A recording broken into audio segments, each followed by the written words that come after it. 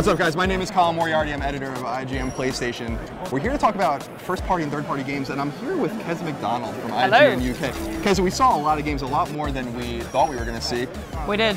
We thought this was going to be maybe an hour or maybe not even. I thought we were going to get a bunch of graphs and then a box and then maybe some numbers.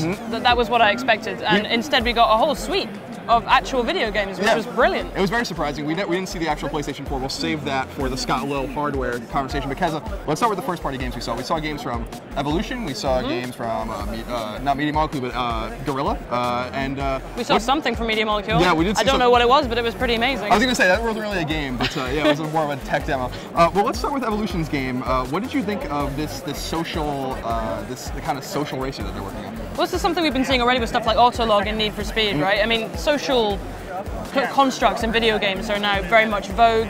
It basically looked a lot like Forza actually more than anything else, just because of the sheer kind of car porn aspect of it, like how incredibly detailed it was. Matt Southern up on stage there just looked so excited about those cars. I mean, to be honest, my understanding of cars goes pretty much as far as they look pretty, but you know, I can definitely say that it definitely looked pretty. Yeah, it did, and I'm kind of curious, and I asked Scott Lowe during the presentation, how does Polyphony feel about this? Because this seems like a really deep. It's very not MotorStorm. Evolution does MotorStorm, which is kind of a different sort of racer than what Polyphony usually does, and it's kind of startling that this looks more like Gran Turismo, so I'm interested to see what Polyphony might think of that. But let's move on to Killzone Shadowfall. This is not Killzone 4, even though it kind of is.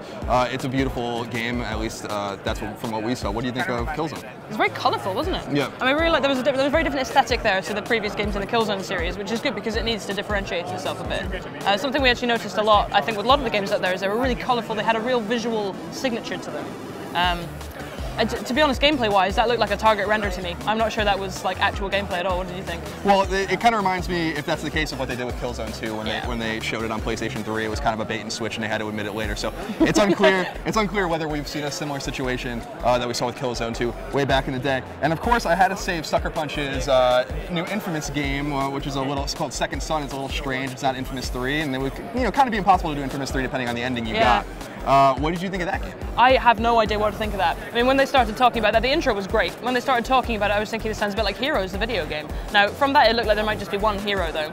And Second Son, like, what does this mean? I guess it's because our usual protagonist Cole is maybe dead. Sorry, spoilers for Infamous 2. So it seems like it's like kind of the resurgence of I guess the movement that would come maybe from Cole, but we'll have to see more. I noticed Sucker Punch has a new logo too, which I don't know is stuck in my mind for some reason. Totally irrelevant. Yeah. But something that's stuck in my mind. What about third-party games? We saw a lot of games. We saw Watch Dogs for instance. That game looks stellar. Great. It looks amazing. It's like a good guy version of GTA.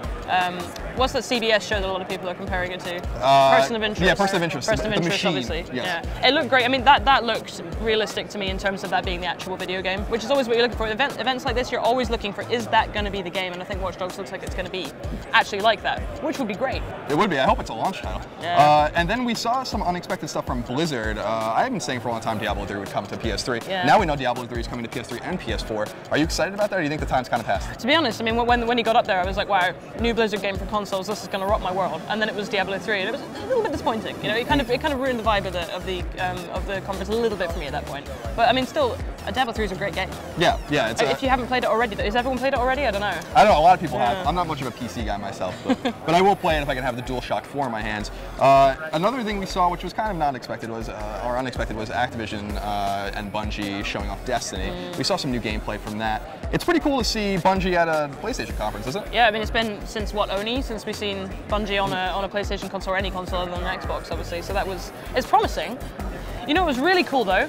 Capcom's new game Deep Down. That gave me a really, really strong like Monster Hunter meets Demon's Souls, Dark Souls vibe, which obviously is like my dream game. Yeah, it seemed like Dark Souls. That's definitely what it invoked for me. What I was curious about was what we were seeing, if there was an in-engine, in-game kind of footage, because there was a HUD on the screen, but the game looked almost too good. It looked too good. It was too directed as well. There was a lot of slow-mo going on a little bit. But still, like concept-wise, great idea. So I think for me the biggest disappointment was Square Enix.